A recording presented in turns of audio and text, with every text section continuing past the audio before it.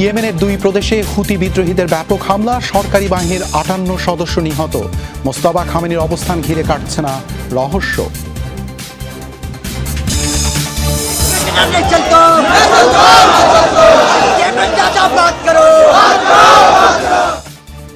দিল্লির পর ঝাড়খণ্ডেও ছাত্র বিক্ষোভ, সরকারি নিয়োগ পরীক্ষায় অনিয়ম কারচুপির অভিযোগ।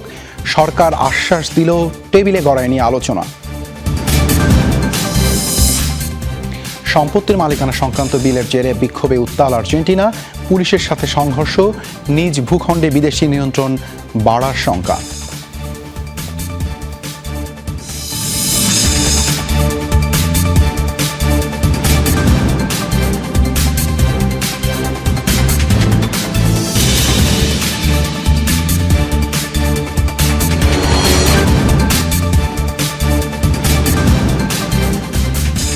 এতক্ষণ শিরোনামগুলো দেখছিলেন। আন্তর্জাতিক সব শীর্ষ খবর নিয়ে আপনাদের সাথে আছি আমি দেবাশিস রঞ্জন সরকার। এবারে বিস্তারিত। ইয়েমেনের সরকারি বাহিনীর অবস্থান লক্ষ্য করে 2 প্রদেশে ব্যাপক হামলা চালিয়েছে হুতি বিদ্রোহীরা। ছোড়া হয়েছে কয়েকটি ব্যালিস্টিক ক্ষেপণাস্ত্র ও ড্রোন। এতে পশ্চিমা সমর্থিত সরকারি বাহিনীর কমপক্ষে 58 সদস্য নিহত হয়েছেন। আহত হয়েছেন আরও অর্ধশতাধিক। সৌদি সীমান্তবর্তী হাদ্রামাউত ও মারি প্রদেশে বাহিনীটির বিভিন্ন সামরিক ক্যাম্প লক্ষ্য করে অভিযান চালানো হয়। ইয়েমানি সেনাবাহিনীর অস্ত্রভাণ্ডার, গুদাম ও একাধিক যানবাহনও ধ্বংসের দাবি করা হয় হামলায়। ইয়েমেনে সম্প্রতি ইরান সমর্থিত হুতি এবং সৌদি ও পশ্চিমা সমর্থিত সরকারি বাহিনীর মধ্যে সংঘাত তীব্র আকার ধারণ করেছে।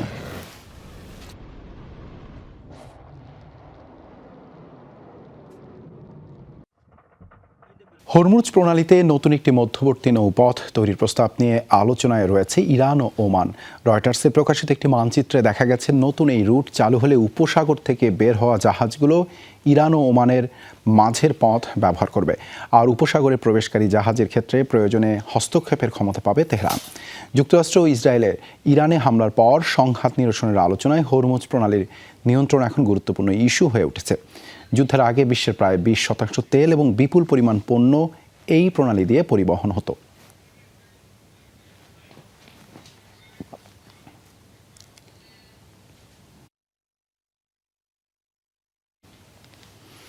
ইরানের সঙ্গে যুদ্ধ শিগগিরই শেষ হবে বলে আবারও জানিয়েছেন মার্কিন প্রেসিডেন্ট ডোনাল্ড ট্রাম্প। বৃহস্পতিবার ওভাল অফিসে সাংবাদিকদের সঙ্গে আলাপকালে এই মন্তব্য করেন তিনি। আমার মনে হয় আমরা বেশ ভালো করছি। আলোচনা চলছে, শিগগিরই শেষ হতে পারে যুদ্ধ। আমার কাছে আক্ষরিক অর্থেই বিপুল পরিমাণ গোলাবারুদ আছে, তবুও আমরা আরো চাই। ফলে যুক্তরাষ্ট্রের প্রতিরক্ষা কোম্পানিগুলো দ্রুত উৎপাদন সক্ষমতা বাড়াচ্ছে। ঘনীভূত হচ্ছে ইরানের সর্বোচ্চ নেতা মুস্তাফা খামেনির অবস্থান ঘিরে রহস্য। সম্প্রতি তাঁর সাথে প্রেসিডেন্ট মাসুদ পেজেশকিয়ানের বৈঠক নিয়ে প্রতিবেদন প্রকাশ করেছে লন্ডন ভিত্তিক সংবাদ মাধ্যম ইরান ইন্টারন্যাশনাল। দাবি, ঘুঁটঘুঁটে অন্ধকারে বৈঠক হওয়ায় সেটি আদতে মুস্তাফা ছিলেন কিনা তা নিশ্চিত করতে পারেননি পেজেশকিয়ান। এদিকে রাষ্ট্রীয় টেলিভিশনে দেয়া সাক্ষাৎকারে প্রেসিডেন্টের দাবি, বর্তমান পরিস্থিতিতে সর্বোচ্চ নেতার সাথে দেখা করাটা অত্যন্ত কঠিন। ক্ষমতা গ্রহণে 6 মাস পেরোলেও জনসমক্ষে আসেননি ইরানের নতুন সর্বোচ্চ ধর্মীয় নেতা মুস্তাফা খামেনি। প্রকাশ করা হয়নি তার অডিও, ভিডিও বা ভাষণও। ফলে নতুন নেতাকে ঘিরে ক্রমেই বাড়ছে সন্দেহ। এরই মাঝে বোমা ফাটালো ইরান ইন্টারন্যাশনাল। তাদের এক প্রতিবেদন অনুযায়ী সম্প্রতি প্রেসিডেন্ট মাসুদ পেজেশকিয়ানের সাথে হয়েছে সর্বোচ্চ ধর্মীয় নেতার বৈঠক, কিন্তু কালো কাচে ঢাকা গাড়ির ভেতর এতটাই অন্ধকার ছিল যে পরস্পরের মুখই দেখতে পাননি তারা। শোনা গেছে শুধুই কণ্ঠস্বর। তাই সাক্ষাতের পর বৈঠকে খামেনির উপস্থিতি নিয়ে প্রশ্ন তোলেন রাষ্ট্রপ্রধানই। তবে প্রতিবেদনের তথ্য প্রেসিডেন্টের আগের বক্তব্যের সাথে মিলছে না। গত মে মাসে জানিয়েছিলেন নতুন সর্বোচ্চ নেতার সঙ্গে প্রায় 2.5 ঘন্টা সৌহার্দ্যপূর্ণ পরিবেশে বৈঠক করেছেন তিনি। অন্যদিকে রাষ্ট্র সমর্থিত সংবাদ মাধ্যমের দাবি, বিদেশি গোয়েন্দা সংস্থার সম্ভাব্য হুমকি থেকেই মুস্তাফা খামেনিকে কঠোর নিরাপত্তা বলয়ে রাখা হয়েছে। ইরান ইন্টারন্যাশনালের রিপোর্ট প্রকাশের পর রাষ্ট্রীয় টিভিতে মোস্তাফার সাথে যোগাযোগ নিয়ে কথা বলেছেন প্রেসিডেন্ট। সরাসরি মন্তব্য না করলেও তার দাবি, সর্বোচ্চ নেতার সঙ্গে যোগাযোগ করা বর্তমানে অত্যন্ত কঠিন। এখন তার সঙ্গে যোগাযোগ করা খুব কঠিন, তবে যাই হোক তার উপস্থিতি আমাদের জন্য অত্যন্ত শক্তিশালী দিক। মুস্তাফা খামেনিকে ঘিরে রহস্য নিয়ে আন্তর্জাতিক অঙ্গনেও চলছে চর্চা। মার্কিন প্রেসিডেন্ট ডোনাল্ড ট্রাম্পের দাবি তার জীবিত থাকার সম্ভাবনা মাত্র 10%। তবে নেতানিয়াহু বলছেন তিনি জীবিত আছেন। অস্মিতা বিশ্বাস, যমুনা নিউজ। ইরানের সরকারকে উৎখাতের একটি পরিকল্পনা ব্যর্থ হওয়ার পর দুই জ্যেষ্ঠ কর্মকর্তাকে বরখাস্ত করেছে ইসরায়েলের গোয়েন্দা সংস্থা মোসাদ। বৃহস্পতিবার ইসরায়েলি টেলিভিশন চ্যানেল 12-এর এক প্রতিবেদনে বলা হয়, বরখাস্ত হওয়া দুই কর্মকর্তা হলেন মোসাদের গোয়েন্দা অধিদপ্তরের প্রধান এবং ইরান বিভাগের প্রধান, তবে তাদের পরিচয় প্রকাশ করা হয়নি। প্রতিবেদন অনুযায়ী পরিকল্পনাটি যুক্তরাষ্ট্রের সঙ্গে সমন্বয় করে তৈরি করা হয়েছিল। উদ্দেশ্য ছিল ইসরায়েল ও যুক্তরাষ্ট্রের সামরিক সহায়তায় ইরানের বিরোধী গোষ্ঠীগুলোকে সমর্থন দেয়া এবং দেশটির সরকারের বিরুদ্ধে অভ্যন্তরীণ তৎপরতা জোরদার করা। সরকারি নিয়োগ পরীক্ষায় অনিয়ম ও কারচুপির জেরে এবার ছাত্র ও চাকুরি প্রত্যাশীদের বিক্ষোভে উত্তাল ভারতের ঝাড়খণ্ড। রাজধানীর জয়পাল সিং মুন্ডা স্টেডিয়ামে অবস্থান কর্মসূচিতে দলে দলে যোগ দিয়েছেন শিক্ষার্থীরা। 2 সপ্তাহ ধরে চলছে কর্মসূচি ও অনশন। রাজ্য সরকার আলোচনার আশ্বাস দিলেও এখনও তা টেবিলে গড়ায়নি। আন্দোলনের সমর্থন দিয়েছে আলোচিত ককরোচ জনতা পার্টি সিজেপি। দিল্লির উত্তাপ কমতে না কমতেই ঝাড়খণ্ডে ছাত্র বিক্ষোভের আজ 2 সপ্তাহ ধরে চলা আন্দোলন ধারণ করেছে বিশাল আকার। ছাত্রনেতা দেবেন্দ্রনাথ মাহাতোর নেতৃত্বে গেল বুধবার থেকে রাঁচির জয়পাল সিং স্টেডিয়ামে অবস্থান করছে বিপুল সংখ্যক চাকরি প্রার্থী। যোগ দিয়েছেন বিভিন্ন বয়সী শিক্ষার্থীরাও। চলছে আমরণ অনশন কর্মসূচি। আমার চেহারাই স্বাস্থ্যের অবস্থা বলে দিচ্ছে। আমি কেবল শুনতে, ভাবতে এবং একটু কথা বলতে পারি, বাকি অঙ্গ প্রত্যঙ্গ সাড়া দিচ্ছে না। সরকারের মনোভাব শিক্ষার্থীদের প্রতি অত্যন্ত অসংবেদনশীল। একসঙ্গে এমন একটি ব্যবস্থা প্রণয়ন করব যেখানে কারচুপি ও প্রশ্ন ফাঁস অসম্ভব। 5 জুলাই প্রকাশিত হয় ঝাড়খণ্ডের পাবলিক সার্ভিস কমিশনের প্রিলিমিনারি পরীক্ষার ফল। এতে প্রশ্নফাঁস ছাড়াও 50 লাখ থেকে 1 কোটি রুপিতে পোস্ট বিক্রির গুরুতর অভিযোগ ওঠে। আন্দোলনরতদের দাবি অবিলম্বে সেই পরীক্ষা বাতিল করা হোক। একই সাথে স্বাধীন তদন্ত কমিশন গঠনের দাবিও তোলা হয়। 14 দিন ধরে কর্মসূচি চলছে। মুখ্যমন্ত্রী আলোচনার উদ্যোগ নিয়েছিলেন, সমন্বয়ের অভাবে তা হয়নি। আমাদের উদ্দেশ্য কখনোই রাষ্ট্রকে অশান্ত করা ছিল না। দাবি পূরণ হলে সন্ধ্যের মধ্যেই চলে যাব। যেসব প্রতিষ্ঠানে শিক্ষার্থীরা ভবিষ্যৎ গড়ার স্বপ্ন দেখে সেগুলো বিক্রির জন্য তোলা হলে হতাশাজনক। সরকার কখন আমাদের বৈঠকে ডাকবে তার অপেক্ষায় আছি। প্রতিনিধি দল প্রস্তুত, সদস্যদের নামও ঘোষণা করা হয়েছে। কোনো রাজনৈতিক দলের সঙ্গে জোট করতে চাই না, কিন্তু আমরা সকলের নৈতিক সমর্থন চাই। এদিকে অনিয়ম ও কারচুপির অভিযোগে ঝাড়খণ্ডের কংগ্রেস জোট সরকারের নীরবতাকে কটাক্ষ করছে বিরোধী দল। শুক্রবারও রাজ্য বিধানসভার বাইরে বিক্ষোভ করেছেন বিজেপি এমপিরা। 25 থেকে 27 জুলাই জেপিএসসির লিখিত পরীক্ষা হওয়ার কথা ছিল, কিন্তু আন্দোলনের জেরে তা অনির্দিষ্টকালের জন্য স্থগিত করে সংশ্লিষ্ট কর্তৃপক্ষ। অনিক রহমান, যমুনা নিউজ। ইসরায়েলের প্রধানমন্ত্রী বেনিয়ামিন নেতানিয়াহুর সাথে ফোন আলাপ করেছেন ভারতের প্রধানমন্ত্রী নরেন্দ্র মোদী। বৃহস্পতিবার ভারতের প্রধানমন্ত্রীর অফিস থেকে দেয়া হয় এক বিবৃতি। এখানে বলা হয়, দিল্লি তেল আবিবের কৌশলগত সম্পর্কের অগ্রগতি, দ্বিপাক্ষিক সহযোগিতা বৃদ্ধির বিষয়ে মত বিনিময় করেন তারা। এছাড়াও দুদেশের প্রধানমন্ত্রীর আলোচনায় ছিল মধ্যপ্রাচ্যের বর্তমান পরিস্থিতি। গত ফেব্রুয়ারি মাসে ইরানে যুদ্ধ শুরুর পর দ্বিতীয়বারের মতো ফোন আলাপ করলেন তারা। শব্দ দূষণের অভিযোগে ভারতের পশ্চিমবঙ্গে গণহারে খুলে ফেলা হচ্ছে মসজিদের মাইক। রাজ্যের মুখ্যমন্ত্রী জানিয়েছেন, এ পর্যন্ত সরিয়ে ফেলা হয়েছে 4000-এর বেশি মসজিদের মাইক। তার দাবি, হাইকোর্টের একটি পুরনো আদেশ মেনে এই পদক্ষেপ নিয়েছে প্রশাসন। বিরোধী দলগুলোর অভিযোগ, ক্ষমতার অপব্যবহার করে মাইক খুলতে বাধ্য করা হচ্ছে মসজিদ কমিটিকে। এদিকে বিজেপি সরকারের বিরুদ্ধে আদালতের রায়ের ভুল ব্যাখ্যা করে একটি নির্দিষ্ট ধর্মকে লক্ষ্য বানানোর অভিযোগ মুসলিম নেতাদের। পশু কোরবানিতে কড়াকড়ি আরোপ করে বিতর্ক সৃষ্টির পর এবার পশ্চিমবঙ্গের নবগঠিত বিজেপি সরকার আলোচনায় মসজিদের মাইক খুলে। গত কয়েকদিন ধরে রাজ্যের বিভিন্ন জেলায় একের পর এক মসজিদের মাইক খুলে ফেলার ভিডিও ছড়িয়ে পড়েছে সামাজিক মাধ্যমে। অভিযোগ উঠেছে শব্দ দূষণ নিয়ন্ত্রণের অজুহাতে পুলিশ ও প্রশাসন মসজিদ কমিটির সদস্যদের ডেকে নেয়, তারপর নানামুখী চাপ দিয়ে মাইক খুলতে বাধ্য করছে। এ নিয়ে রাজ্য জুড়ে ছড়িয়ে পড়েছে ক্ষোভ, যদিও মুখ্যমন্ত্রী শুভেন্দু অধিকারীর দাবি হাইকোর্টের রায় মেনে শব্দ দূষণ বন্ধে নেওয়া হচ্ছে এই পদক্ষেপ। তার দাবি শুধু মসজিদই নয়, খোলা হচ্ছে অন্যান্য ধর্মীয় স্থাপনার মাইকও। শব্দ দূষণ সংক্রান্ত বিষয়ে কলকাতা হাইকোর্ট যে নির্দেশ দিয়েছিল পুলিশ তা বাস্তবায়ন করছে। পুলিশের অনুরোধেই মসজিদ কমিটি লাউডস্পিকার সরিয়ে নিয়েছে। জোর করে নয়, বরং আইনি প্রক্রিয়া মেনে ও শান্তিপূর্ণভাবে এই কাজ সম্পন্ন করার নির্দেশ দেওয়া হয়েছে। ধর্মীয় নেতাদের দাবি আইনের অপব্যাখ্যা করছে সরকার। হাইকোর্ট শব্দের মাত্রা নিয়ন্ত্রণের নির্দেশ দিয়েছেন, মাইক খুলে ফেলার নয়। নির্দিষ্ট একটি ধর্মকে টার্গেট করার অভিযোগও তুলছেন তারা। 50 বছর ধরে মসজিদে মাইক চলছে, আজান দেওয়া হয় যাতে নামাজিরা মসজিদে আসতে পারে, লোক আর কিছু না। আমরা সেটাও করতে পারবো না। কোন রকম আদেশ এবং নির্দেশ ছাড়া বিনা বর্ডারে কোন জায়গায় গিয়ে মসজিদে মাইক নামাতে বলবে, এটা কিন্তু আমরা কোনো মতে মেনে নেব না। আর একটা জিনিস আমরা লক্ষ্য করছি, পশ্চিমবঙ্গে বিভিন্নভাবে একটি সম্প্রদায়কে ক্রিটিসাইজ করা হচ্ছে। বিজেপির বিতর্কিত পদক্ষেপের সমালোচনায় সরব বিরোধী দলগুলো। তাদের দাবি, শব্দ দূষণই যদি কারণ হয় তবে মসজিদের মাইক না খুলে মন্দির সহ সব স্থানের আওয়াজ নিয়ন্ত্রণ করা উচিত। পুলিশ থেকে তাদের গিয়ে হুমকি দেওয়া হচ্ছে যে মসজিদে মাইক বাজানো চলবে না। পুলিশের এই ভূমিকাটা আইনসম্মত নয়। মাইক বাজার জন্য যে অস্বস্তি হয়, অসুবিধা হয়, সেটা কিন্তু শুধুমাত্র মসজিদে সীমাবদ্ধ নয়, অনেক মন্দিরের মাইকেও অসুবিধা হয়।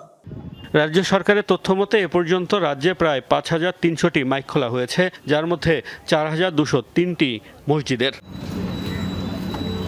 মোস্তফা মাহমুদ, যমুনা নিউজ। হাভিয়ের মিলেই সরকারের বিরুদ্ধে বিক্ষোভে উত্তাল আর্জেন্টিনা। ব্যক্তিগত সম্পত্তির মালিকানা সংক্রান্ত বিতর্কিত বিলের জেরে ক্ষোভ ছড়িয়েছে দেশটিতে। বিদেশিদের কাছে দেশ বিক্রির অভিযোগ আন্দোলনকারীদের। পার্লামেন্ট ভবনের বাইরে হাজার হাজার মানুষ অবস্থান নিলে পুলিশের সাথে বাধে সংঘর্ষ। আন্দোলন প্রতিহতে ব্যবহৃত হচ্ছে টিয়ার শেল ও জলকামান। সংঘাত সহিংসতায় আহত হয়েছেন বেশ কয়েকজন। পুলিশ আন্দোলনকারীর মধ্যে সংঘাত সহিংসতায় রীতিমতো রণক্ষেত্র আর্জেন্টিনার রাজপথ। বেসরকারি সম্পত্তি সংক্রান্ত বিতর্কিত বিল পাশ হওয়ার প্রতিবাদে পার্লামেন্টে ভবনের সামনে বিক্ষুব্ধ জনতার ঢল। সামলাতে হিমশিম খাচ্ছে আইন শৃঙ্খলা বাহিনী।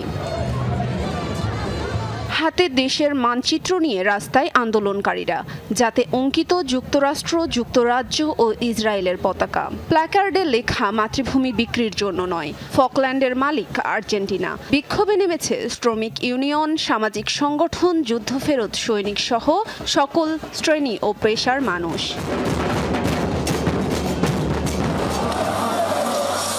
আন্দোলনরতদের ছত্রভঙ্গ করতে জলকামান, টিয়ার শেল, রাবার বুলেট ছোড়ে পুলিশ। নাছোড়বান্দা বিক্ষোভকারীরাও প্রতিরোধ গড়ে তোলে। এ ঘটনায় আহত বেশ কজন, আটক হয়েছেন অনেকে।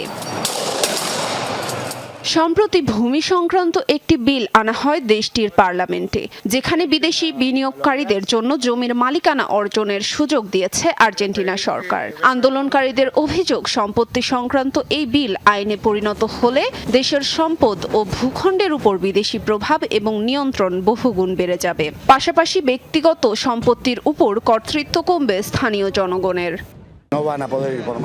আর্জেন্টাইনরা নিজেদের ভূমি রক্ষা করতে জানে। যেই আমাদের বিক্রির চেষ্টা করবে তার বিরুদ্ধেই লড়াই চলবে, যেমনটা এখন হচ্ছে বর্তমান সরকারের বিরুদ্ধে, যে কিনা সর্বোচ্চ দরদাতার কাছে আর্জেন্টিনাকে বিক্রি করতে চায়।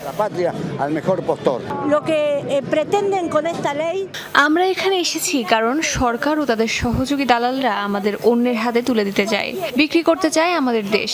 তারা চায় সবাই আর্জেন্টিনার জমি কিনে নিক, আর্জেন্টিনা যেন আর আর্জেন্টাইনদের না থাকে। অবশ্য বিক্ষোভের পরও সিদ্ধান্তে অনড় হাভিয়ের মিলেই সরকার। তাদের দাবি, আর্জেন্টিনায় বিদেশি কোম্পানিগুলোর বিনিয়োগ বাড়ানোর লক্ষ্যে নেওয়া হচ্ছে এ পদক্ষেপ। আয়েশা রেজওয়ানা, যমুনা নিউজ। জনসূত্রে নাগরিকত্বের সুযোগ সীমিত করতে আবারও দুটি নির্বাহী আদেশে সই করেছেন মার্কিন প্রেসিডেন্ট ডোনাল্ড ট্রাম্প।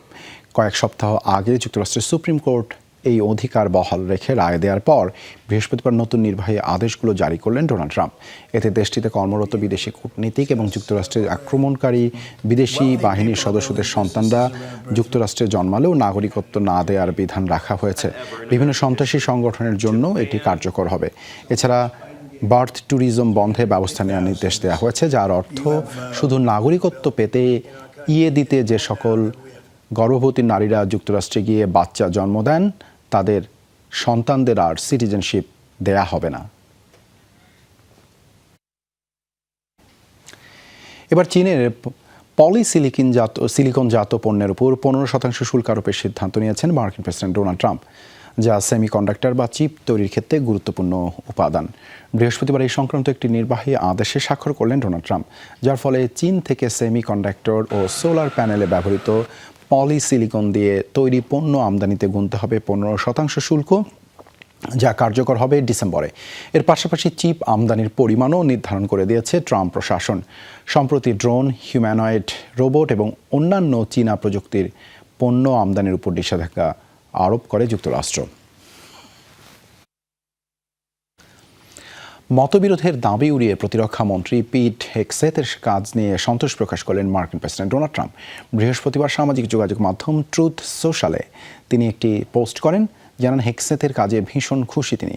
সম্প্রতি ভেনেজুয়েলা ও ইরানের সাম্প্রতিক সফল অভিযানের উদাহরণ টেনে প্রতিরক্ষামন্ত্রী প্রশংসা করেন ট্রাম্প। তাঁর দাবি, সামরিক বাহিনীতে পিট হেগসেথ অত্যন্ত সম্মানীয় ব্যক্তি। একই সাথে সংবাদ মাধ্যমগুলোর বিরুদ্ধে ভুয়া মিথ্যা গুজব ছড়ানোর অভিযোগ তোলেন মার্কিন প্রেসিডেন্ট। দাবি করেন যে কোনো জায়গায় হামলা চালানোর মতো ক্ষেপণাস্ত্র আছে যুক্তরাষ্ট্রের। অস্ত্র ভাণ্ডার শূন্য হয়ে যাওয়ার মতো রিপোর্টিং রাষ্ট্রদ্রোহিতার শামিল বলেও আখ্যা দেন ট্রাম্প।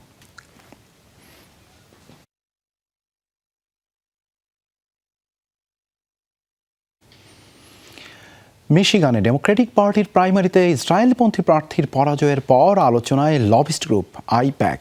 আলোচিত সমালোচিত এই প্রতিষ্ঠানটির কাজ মূলত মার্কিন সরকারের বিভিন্ন নীতি ইসরায়েলের পক্ষে রাখা। সেই লক্ষ্যে মার্কিন রাজনীতিতেও প্রভাবশালী বলয় তৈরি করেছে তারা। ইসরায়েলপন্থী প্রার্থীদের বিজয়ী করতে বিপুল অর্থ খরচ করে আইপ্যাক। তাদের এই ভূমিকায় নির্বাচনের স্বচ্ছতাকে প্রশ্নবিদ্ধ করার অভিযোগও রয়েছে। যুক্তরাষ্ট্রের মিশিগান অঙ্গরাজ্যের ডেমোক্রেটিক পার্টির সিনেটর প্রার্থী বাছাইয়ে আব্দুল আল সায়েদের জয় এখন আলোচনার তুঙ্গে। কেবল প্রতিদ্বন্দ্বী প্রার্থীকেই নয়, তিনি হারিয়েছেন যুক্তরাষ্ট্রের সবচেয়ে প্রভাবশালী ইসরায়েলপন্থী lobbying group American Israel Public Affairs Committee বা আইপ্যাককে। কারি ডলার খরচ করেও নিজেদের পছন্দের প্রার্থী হ্যালি স্টিভেন্সকে জেতাতে পারেনি আইপ্যাক। এবার মূল নির্বাচনে সাইয়েদের বিরুদ্ধে রিপাবলিকান প্রার্থী মাইক রজার্সকে জেতাতে কয়েক কোটি ডলার খরচের পরিকল্পনা করছে সংগঠনটি। কেন মিশরীয় বংশোদ্ভূত মুসলিম প্রার্থীকে হারাতে মরিয়া আইপ্যাক, তাদের কাজই বা কি? যুক্তরাষ্ট্রে ইসরায়েলি প্রভাব বাড়াতে 1954 সালে প্রতিষ্ঠিত হয় American Zionist committee for public affairs. 5 বছর পর যার নাম পরিবর্তন করে রাখা হয় আইপ্যাক। সংগঠনটির দাবি, বর্তমানে তাদের সদস্য 60 লাখের বেশি। আইপ্যাক মূলত ওয়াশিংটনের নীতি যাতে তেল আবিবের পক্ষে থাকে সেটি নিশ্চিতে কাজ করে। ডেমোক্রেটিক পার্টি ও রিপাবলিকান পার্টি যুক্তরাষ্ট্রের প্রধান দুই রাজনৈতিক দলের সাথেই ঘনিষ্ঠ সম্পর্ক বজায় রাখে এই লবিং ফার্ম। দুদলেরই কট্টর ইসরায়েলপন্থী প্রার্থীদের বিভিন্ন নির্বাচনে জেতাতে তৎপরতা চালায়। এসব প্রার্থীর পেছনে খরচ করে অঢেল অর্থ। অর্থাৎ যে সরকারি ক্ষমতায় থাক, মার্কিন কংগ্রেসের নিয়ন্ত্রণ ইসরায়েলপন্থীদের কাছে রাখাই তাদের উদ্দেশ্য। 2024 সালে মার্কিন প্রেসিডেন্ট নির্বাচনের বছর ইসরায়েলকে শর্তহীন সমর্থন দেওয়ার শর্তে 361 জন প্রার্থীকে 53 মিলিয়নের বেশি অনুদান দিয়েছে আইপ্যাক। এছাড়াও বিভিন্ন প্রার্থী নির্বাচনী প্রচারণাতেও বিপুল অর্থ ব্যয় করেছে তারা। মার্কিন নির্বাচনে অর্থের বিনিময়ে প্রভাব বিস্তারের অভিযোগে বিভিন্ন সময় আলোচিত হয়েছে আইপ্যাক। বিশ্লেষকদের মত, সম্প্রতি তাদের প্রভাব কমতে শুরু করেছে, যার প্রমাণ মিশিগানে আইপ্যাক সমর্থিত প্রার্থীর পরাজয়। মোস্তফা মাহমুদ, যমুনা নিউজ। যুবরাজ মোহাম্মদ বিন সালমানের আমন্ত্রণে 3 দিনের সরকারি সফরে সৌদি আরবে পৌঁছেছেন পাকিস্তানের প্রধানমন্ত্রী শেহবাজ শরীফ। বৃহস্পতিবার জেদ্দা বিমানবন্দরে অবতরণ করে তাকে বহনকারী ফ্লাইট। এ সময় প্রধানমন্ত্রী শেহবাজ শরীফ ও তার প্রতিনিধি দলকে স্বাগত জানান সৌদি প্রশাসনের উচ্চ পর্যায়ের কর্মকর্তারা। প্রাক প্রধানমন্ত্রী এই সফরে সঙ্গ দিচ্ছেন দেশটির পররাষ্ট্রমন্ত্রী, প্রতিরক্ষা প্রধান সহ সরকারের কয়েকজন মন্ত্রী। সফরে সৌদি যুবরাজ মোহাম্মদ বিন সালমানের সঙ্গে বৈঠক করবেন শেহবাজ শরীফ। এছাড়াও যুক্তরাষ্ট্র ইরান যুদ্ধের জেরে মধ্যপ্রাচ্যে বাড়তে থাকা উত্তেজনার মধ্যেই যৌথ প্রতিরক্ষা চুক্তি সই করার কথা সৌদি, তুরস্ক ও পাকিস্তানের।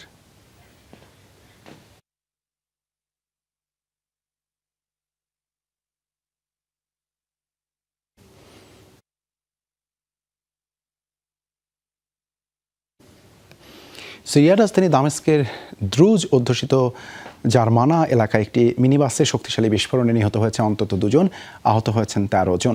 আহতদের দ্রুত দামেস্কের একটি হাসপাতালে নেওয়া হয়েছে। প্রাথমিক তদন্তে নিরাপত্তা কর্মকর্তাদের ধারণা গাড়িটিতে আগে থেকেই বিস্ফোরক বসানো ছিল, তবে এখনও হামলার দায় স্বীকার করেনি কোনো গোষ্ঠী। দ্রুজ অধ্যুষিত জার্মানা এলাকাটি সম্প্রতি সিরিয়ার নতুন ইসলামপন্থী সরকারের সঙ্গে উত্তেজনার কেন্দ্রবিন্দুতে পরিণত হয়েছে।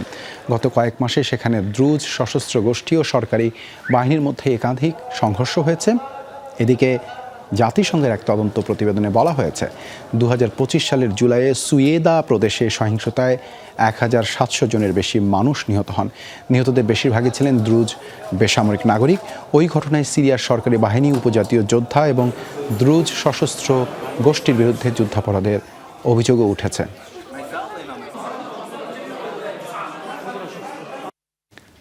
থাইল্যান্ডে একটি স্কুলে এলো পাথারি গুলিতে 3 শিক্ষক সহ কমপক্ষে 7 জন নিহত। এই ঘটনায় আহত হয়েছেন 30 জনের বেশি, যার মধ্যে 2 জনের অবস্থা আশঙ্কাজনক। দেশটির রাজধানী ব্যাংককের উপকণ্ঠে নন্থাবুরি প্রদেশে অবস্থিত একটি স্কুলে হয়েছে এই হামলার ঘটনা।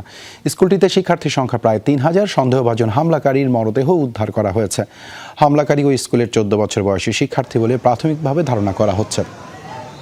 বর্তমানে পরিস্থিতি নিয়ন্ত্রণে রয়েছে বলে দাবি পুলিশের, তবে এখনও হামলার কারণে স্পষ্ট নয়। এরই মধ্যে শুরু হয়েছে তদন্ত।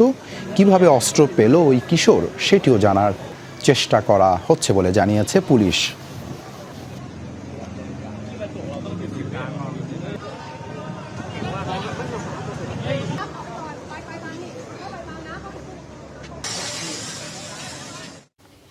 স্পেনের সিউতায় নজিরবিহীন অভিবাসীর ঢলে প্রাণহানি বেড়ে 100 ছাড়িয়েছে। বৃহস্পতিবার ইউরোপীয় পার্লামেন্টের এক বৈঠকে এই তথ্য নিশ্চিত করেছেন শহরটির নেতা হুয়ান হেসুস ভিভাস।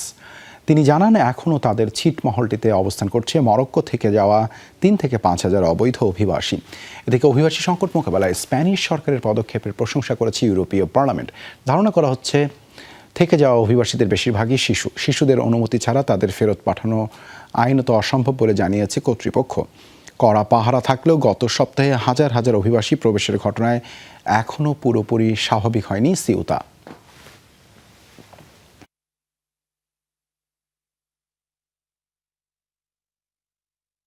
জাপানে জারি করা হয়েছে শক্তিশালী টাইফুন ডলফিনের পূর্ব সতর্কতা।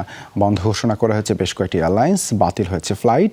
বৃহস্পতিবার জাপানের ওকিনাওয়া প্রিফেকচারে শুরু হওয়া জোরালো ঝড় বৃষ্টির জেরে জারি করা হয়েছে এই সতর্কতা। ধারণা করা হচ্ছে শুক্রবার জাপানের দক্ষিণ পশ্চিমাঞ্চলে আঘাত হানতে পারে টাইফুন। সমুদ্র সতর্কতা জারি করার পর বন্ধ জাহাজ ও ফেরি চলাচল, দূরপাল্লার ভ্রমণ এড়িয়ে চলার আহ্বান জানিয়েছে প্রশাসন। প্রতি ঘন্টায় 198 কিলোমিটার বেগে ওকিনাওয়ার কাছাকাছি এলাকাগুলোতে আঘাত করছে ব্যাপক ঝড়।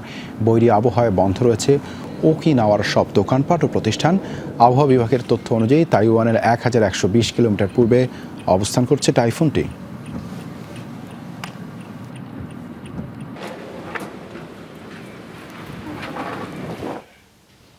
দর্শক, যমুনা আইডিয়াস কাজ এ পর্যন্তই। এতক্ষণ সাথে থাকার জন্য ধন্যবাদ সবাইকে।